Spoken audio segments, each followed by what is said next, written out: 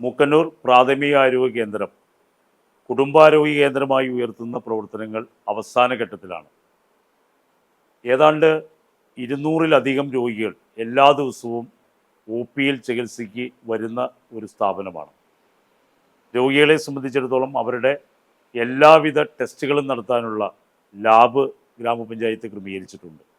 സ്വകാര്യ ലാബുകൾ ഈടാക്കുന്നതിനേക്കാൾ വളരെ തുച്ഛമായ തുകയ്ക്കാണ് നമ്മുടെ രോഗികളുടെ ലാബ് പരിശോധനകൾ ഗ്രാമപഞ്ചായത്ത് നടത്തുന്നത്. 2 ഡോക്ടർമാരുടെ സേവനമാണ് ആശുപത്രിയിൽ ലഭ്യമായിട്ടുള്ളത്. എല്ലാ തരം മരുന്നുകളും ഗ്രാമപഞ്ചായത്ത് രോഗികൾക്ക് സൗജന്യമായി നൽകുന്നുണ്ട്. 20 ലക്ഷം രൂപയാണ് പ്രോജക്റ്റ് വെച്ചുകൊണ്ട് പ്രാഥമിക ആരോഗ്യ കേന്ദ്രത്തിൻ്റെ മരുന്നിന് വേണ്ടി ഗ്രാമപഞ്ചായത്ത് മാറ്റിവെച്ചിട്ടുള്ളത്.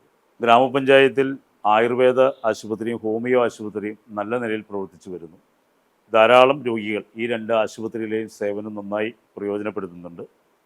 20 ലക്ഷം രൂപയുടെ മരുന്നുകളാണ് 2 ആശുപത്രിക്കും വേണ്ടി ഓരോ വർഷവും ഗ്രാമപഞ്ചായത്ത് വാങ്ങി നൽകുന്നത്. നിരവധിയായ മെഡിക്കൽ ക്യാമ്പുകളും എല്ലാ വർഷവും ഗ്രാമപഞ്ചായത്ത് നടത്തി വരുന്നു. ഇത് കൂടാതെ ആ കാർഷിക ഗ്രാമം എന്നുള്ള നിലയിൽ ഇവിടുത്തെ കന്നുകാലികളെ ചികിത്സിക്കുക എന്ന ലക്ഷ്യത്തോടെ മൃഗാശുപത്രിയും പ്രവർത്തിച്ചു വരുന്നു. നിലവിൽ മൂക്കന്നൂർ ഗ്രാമപഞ്ചായത്തിലെ പൊതുജനങ്ങൾക്ക് വേണ്ടി അവരുടെ ആരോഗ്യ മേഖലയ്ക്ക് വേണ്ടി വളരെ നല്ല നിലയിലുള്ള ഒരു പ്രവർത്തനമാണ് ഗ്രാമപഞ്ചായത്ത് നടത്തി വരുന്നത്.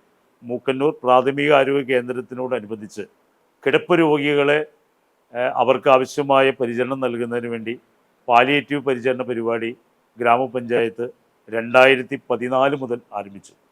200ഓളം കിടപ്പ് രോഗികളാണ് പരിചരണം ലഭിക്കുന്ന രോഗികൾ.